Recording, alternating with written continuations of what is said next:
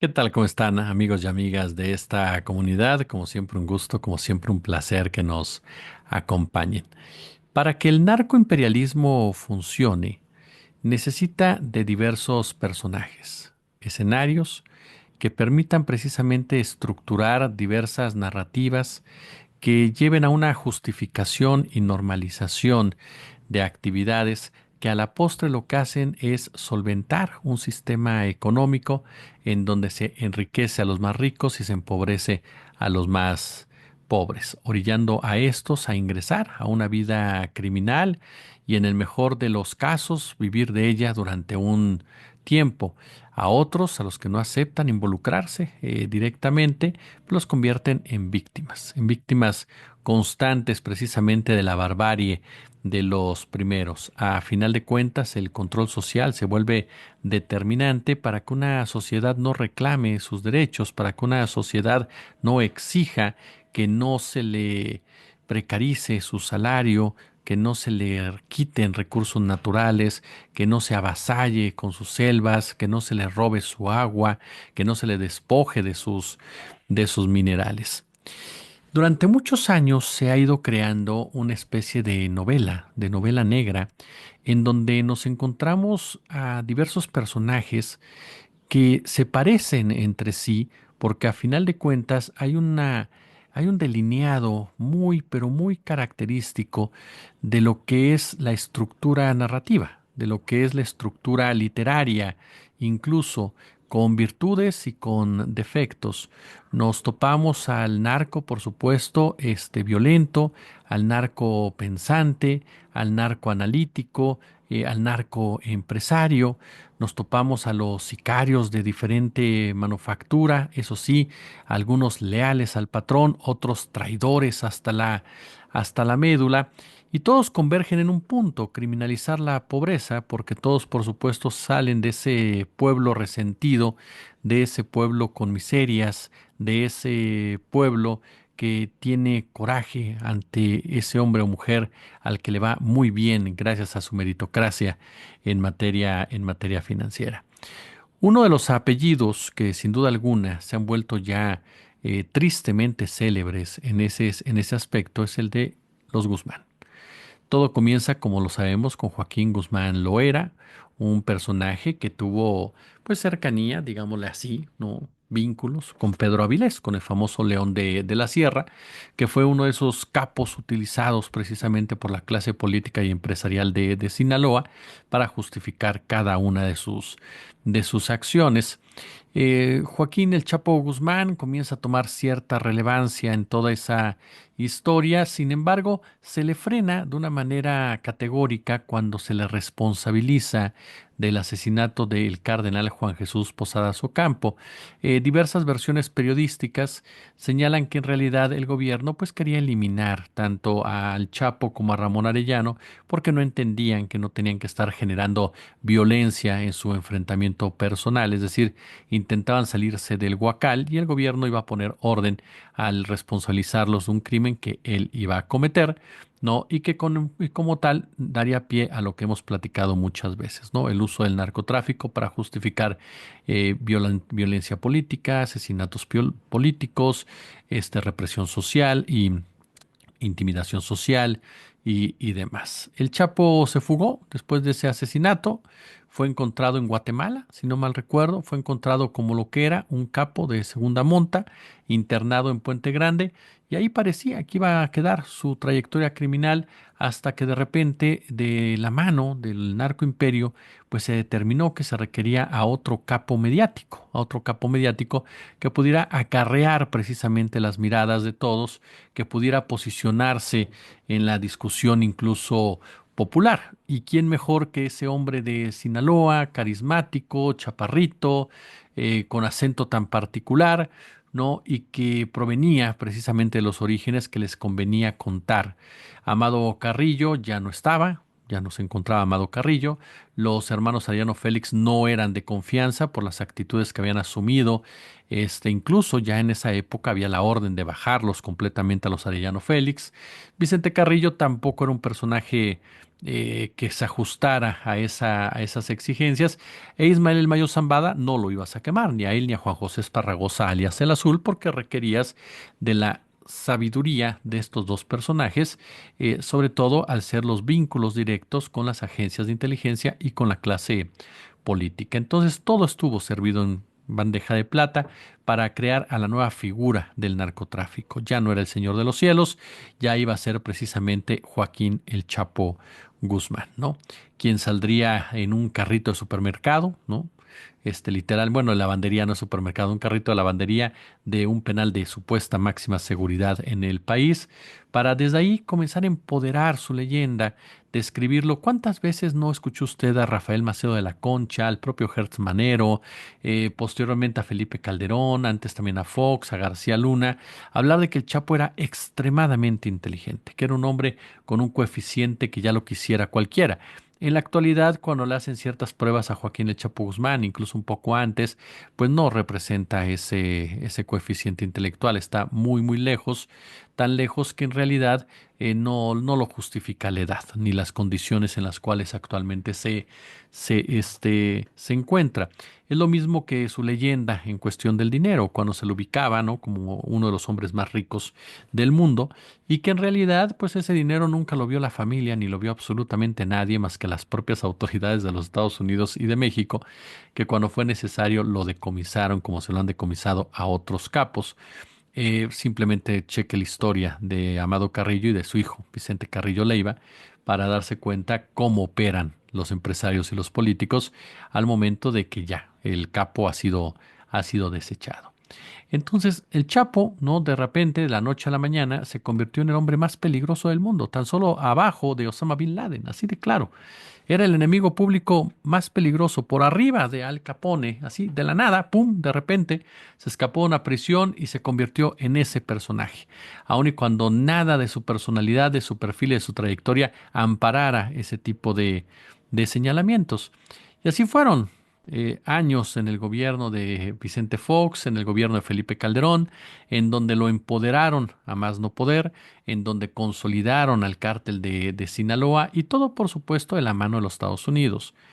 México no tiene grandes márgenes de maniobra en el tema de la guerra contra el narcotráfico. Eso lo decide Estados Unidos, las estrategias las decide Estados Unidos y él decide quién cae y cómo cae. Así de sencillo. Entonces, Calderón y Fox siguieron órdenes, ¿no? Empoderaron esa leyenda, hubo financiamiento en medios de comunicación, hubo producciones que destacaban a Joaquín el Chapo Guzmán como una especie de genio criminal, hasta que le tocó su hora, como a todos. Le llegó su hora, consideraron que ya era necesaria su captura, así ocurrió, ¿no? Lo capturaron, punto. En un principio, Enrique Peña Nieto no lo quiso entregar por el temor enorme que tenía Peña Nieto de que soltara la sopa, ¿no? Porque también Enrique Peña Nieto, pues fue de los gobiernos que también estuvo en todo momento cuidando las espaldas, todos de la mano, insisto, de las agencias norteamericanas. El chiste es que Estados Unidos lo quería, Peña Nieto en un atisbo de dignidad, pero sobre todo de cuidar los intereses nacionales para los criminales nacionales, ahí sí, empresarios políticos y militares, entre ellos Cienfuegos, pues decide no entregarlo. Estados Unidos lo que hace simplemente es provocar otra nueva fuga y San se acabó, ¿no? Llegan a un acuerdo, lo vuelven a agarrar y lo extraditan. Y ya, Joaquín el Chapo Guzmán sale de nuestro país. ¿Y qué pasa entonces con toda la riqueza, con toda la fortaleza, con todo lo que él hizo al interior de ese cártel como el de Sinaloa? Bueno, pues resulta que hubo por ahí una disputa entre uno de sus hombres de mayor confianza, el famoso licenciado Damaso, y sus hijos. Al final, gracias al apoyo del Mayo Zambada, son sus hijos los que se quedan con ese control. Y entonces empezamos a hablar regularmente de los chapitos, ¿no? Los herederos, los juniors, los Corleone, en pocas palabras, los Corleones sinaloenses, quienes comienzan a copar las planas, quienes comienzan a copar las pláticas, los diálogos a ese respecto, y sobre todo cuando revienta el famoso Culiacanazo, ese Culiacanazo en donde la DEA junto con la Policía Federal, todavía Guardia Nacional, no recuerdo cuál de las dos, perdóneme, llegan a la idea de tratar de detener a Ovidio. Se lleva a cabo un operativo, Ovidio es retenido por las propias fuerzas del orden que estaban preparadas para aguantar un sitio de más de 10 horas, imagínese, y sobre todo un sitio que iba a ser mucho más corto si llegaban los helicópteros artillados de la Marina, como todo parecía indicar que así sería, en medio de un día verdaderamente sangriento, de miedo, de terror, que nadie se merece padecerlo y que se vivió precisamente en Sinaloa. El presidente López Obrador toma la decisión de soltar a Ovidio, generando con ello una andanada de críticas que desde esa época lo vinculan, más el famoso saludo a la mamá del Chapo, lo vinculan con la protección a estos jóvenes. Finalmente sueltan a Ovidio y comienza la leyenda de los Chapitos. Comienzan los corridos, comienzan los productos, comienzan los jóvenes a sentirse identificados con esos muchachos, quienes fueron capaces de doblar a las autoridades sin darse cuenta que la DEA ya los había puesto en el ojo del huracán. Sin embargo, siempre me ha llamado el caso de Ovidio Guzmán, porque hay gente que sigue insistiendo en que Ovidio era un narco peligrosísimo. No, no lo era. El jefe de los Chapitos es Iván Archibaldo y después Jesús Alfredo. Y ya después, más abajo, llegaba Ovidio, llegaba Joaquín. Pero en realidad los líderes de los Chapitos son los dos hermanos mayores. Y eso cualquiera que esté en Sinaloa lo sabe perfectamente. Nadie dice que Ovidio no fuera responsable de delitos o no tuviera cadáveres en el closet o no tuviera cierto peso en algunas actividades. Pero para nada, la misma que sus dos hermanos mayores, sus medios hermanos. Del otro lado estaba el famoso Guano, ¿no? El hermano de Joaquín Guzmán, un hombre violento, un hombre de la vieja guardia, un hombre que me recuerda mucho a Vicente Carrillo, ¿no? Debido a que el hermano carismático siempre jaló la atención y él, pues era más barbárico, digámoslo de esta manera. Que tarde o temprano, dicen algunos, caerá, aunque el Guano, pues, ha sumergido más en la sierra para evitar precisamente ser víctima de la estadística. El punto es que los chapitos cae Ovidio, cuando finalmente deciden detenerlo, ¿no? Después del Culiacanazo 1, viene el Culiacanazo 2, que van por él a la casa que tenía en un municipio, en donde efectivamente, porque ya me comentaron un día, no, es que dijiste que no había disparos, no, dije que no había disparos en contra de civiles, pero vamos a corregirlo, en donde hubo un operativo, un enfrentamiento fuerte y finalmente lo detuvieron y lo extraditaron a Estados Unidos al famoso ratón.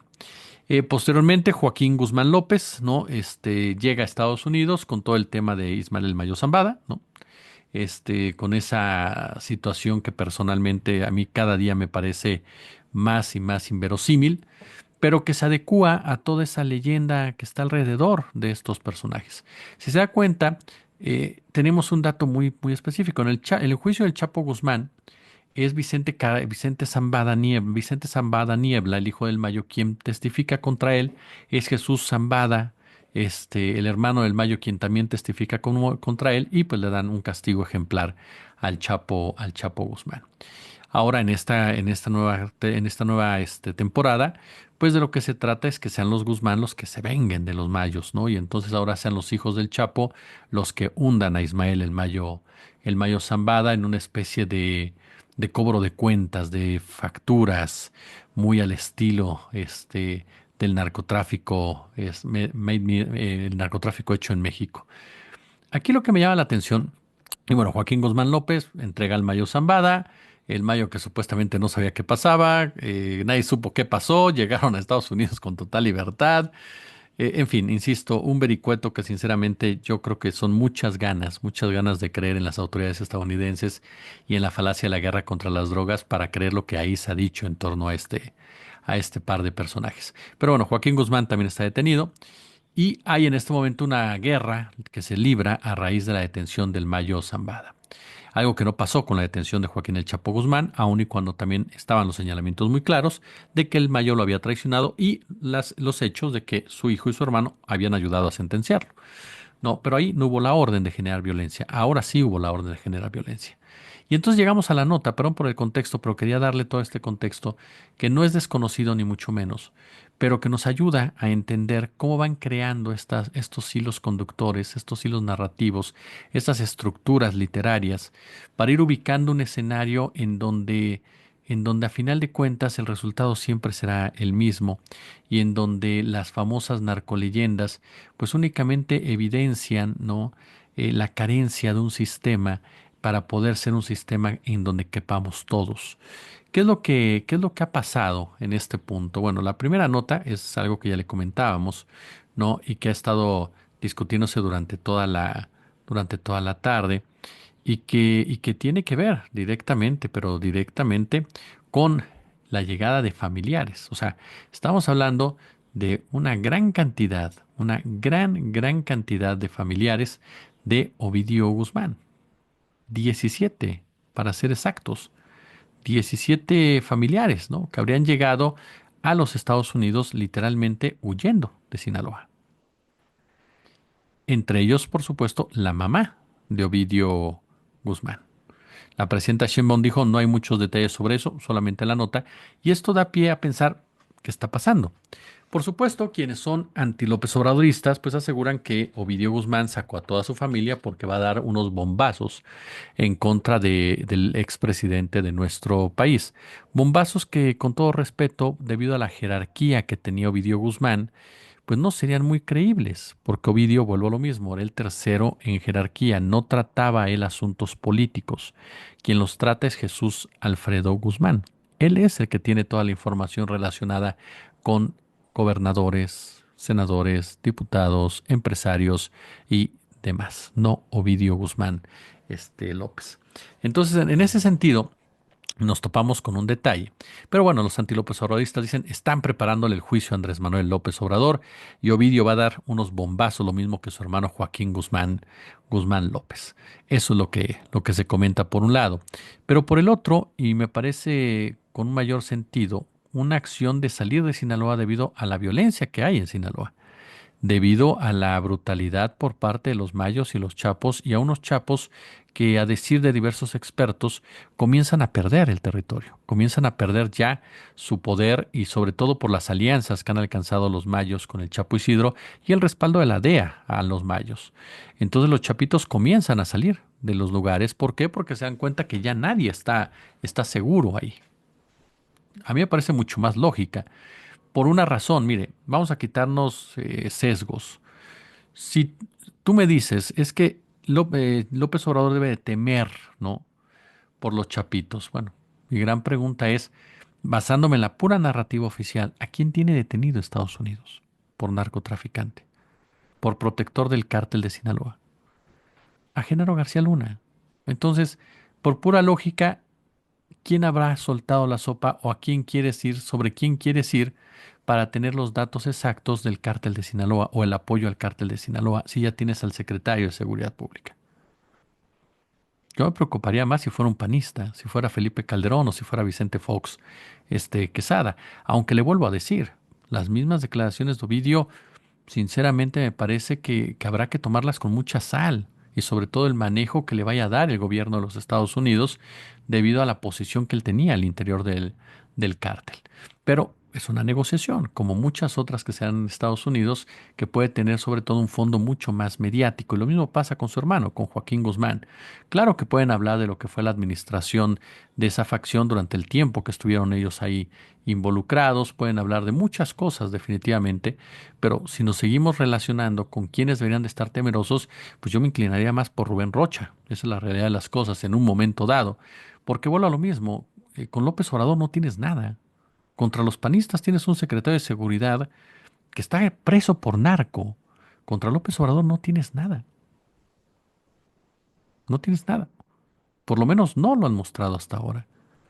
Lo que tienes es un saludo a la mamá de un capo, una decisión humanitaria de dejar ir a un capo para evitar un baño de sangre, que después ese capo fue detenido por el mismo gobierno de López Obrador y enviado a los Estados Unidos.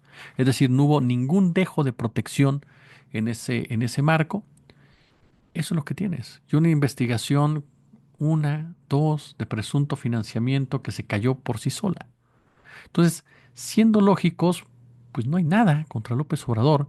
Claro, Estados Unidos siempre puede crear las carpetas que quiera y en México siempre habrá quien se las quiera creer y lo va a engrandecer y siempre va a crear todo el entorno. Hay gente que me dice, es que a García Luna lo metieron con testimonios A ver, García Luna no solamente fueron los testimonios, con García Luna hubo una estructura que no lo perdamos de vista a este punto, se los digo, hubo una estructura de los testimonios.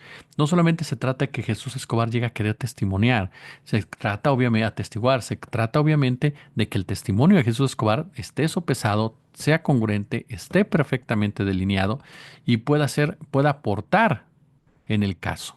Es así de sencillo, tampoco es que llegue cualquiera.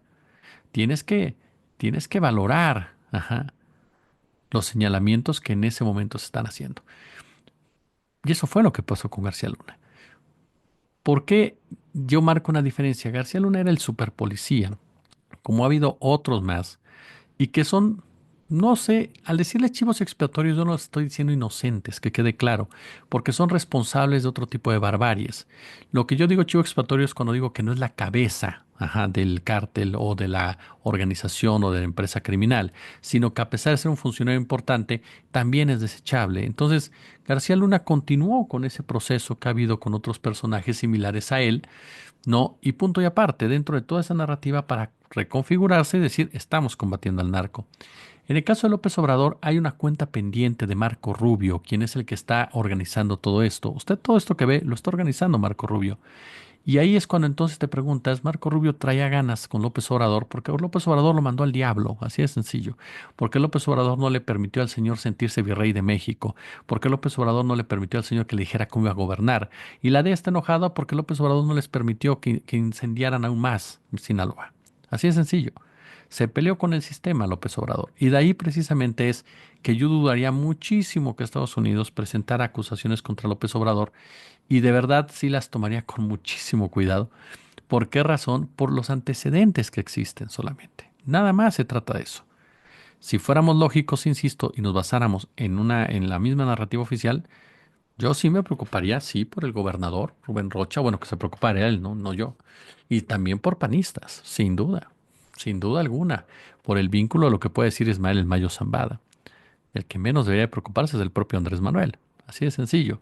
Pero la única preocupación que podría haber con Andrés Manuel es que estos personajes pues le echarán culpas. Ahora, no es el único tema de los Guzmán, de los Guzmán. Está otro que nos ayuda a ir, eh, pues vuelvo a lo mismo, desnudando esta estructura narrativa. ¿Qué cree que hizo el Chapito, el Iván Archibaldo Guzmán Salazar? ¿Qué hizo? Bueno, se logró escapar. ¿Y sabe usted cómo se escapó, según Wall Street Journal? Ajá, por un túnel. ¿A qué le recuerda esto? Ya ni siquiera se esfuerzan, reciclan las historias. Un túnel subterráneo durante un operativo de fuerzas, perdóneme, durante un operativo de fuerzas especiales en Culiacán, a inicios del año 2025, una nota que si no mal recuerdo ya se había comentado y que ahora vuelve a agarrar fuerza. ¿Por qué vuelve a agarrar fuerza el mismo día que llega la familia de Ovidios Guzmán a Estados Unidos? No hay casualidades. Pero vuelve a agarrar fuerza, se vuelve a hablar obviamente de un personaje que tiene control, ¿no? Que tiene zonas camufladas, que se mete dentro de los armarios, ¿no? Para poder salir por otro lado, algo así como lo que pasa en Hogwarts, ¿no? Con Harry Potter. Y entra entonces a un túnel que se extiende 3 cuadras hasta una vivienda abandonada. Y bueno, ¿no? A final de cuentas, aunque se ha negado que él sea el blanco, pues es un hecho que claro que es un blanco prioritario. El punto es que nos cuentan la misma historia que el Chapo Guzmán, la misma historia para mantener un nivel de violencia muy alto en Sinaloa, con tal precisamente de influir en otro tipo de asuntos, todo de la mano de una presión por parte de los Estados Unidos constante, por una tensión que generan los Estados Unidos y todos detrás de la misma novela, detrás de la misma historia, detrás de las mismas circunstancias. Veremos qué es lo que pasa. Si Iván Archibaldo cae en los próximos días, como seguramente pasará, o el propio Jesús Alfredo, entonces, ¿qué vendrá? Pues vendrá un cártel de Sinaloa diferente al que hemos visto en los últimos años, con un liderazgo unipersonal otra vez, ¿no? Porque ya que sabe usted que brincan a cada rato en esos conceptos, y los cuales serán los que participen directamente con las agencias norteamericanas, el caso concreto del hijo de Ismael, el Mayo Zambada. Eso es lo que va a pasar. ¿Se acabará el narco? No, no se acabará. ¿Se acabará el fentanilo? No, no se va a acabar. ¿Se acabará la violencia? Tristemente no se va a acabar. ¿Por qué? Porque son cuestiones políticas y donde se genera ganancia económica en muchos sentidos. Veremos qué pasa con estos personajes, veremos qué pasa con Ovidio, que seguramente dará datos, cifras, nombres de lo que a él supuestamente le conste, con base en lo que se le va a señalar. Veremos cómo se manejan ese tipo de cuestiones y le reitero, no olvide, Estados Unidos nunca olvida. El sistema norteamericano nunca olvida.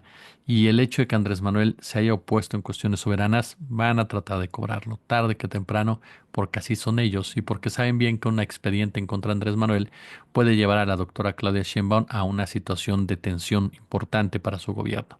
Entonces, no perdamos de vista que Estados Unidos opera de una manera siempre para sus intereses y en algunos casos, y en todos los casos, no en algunos, en todos los casos del narcotráfico, todo lo que hace es simplemente lavarse la cara, por un lado, mientras enloda las manos y los pies. Pulgares arriba, si les gustó el video, déjenme su comentario, su punto de vista, ya lo sabe, como siempre un gusto, como siempre un placer.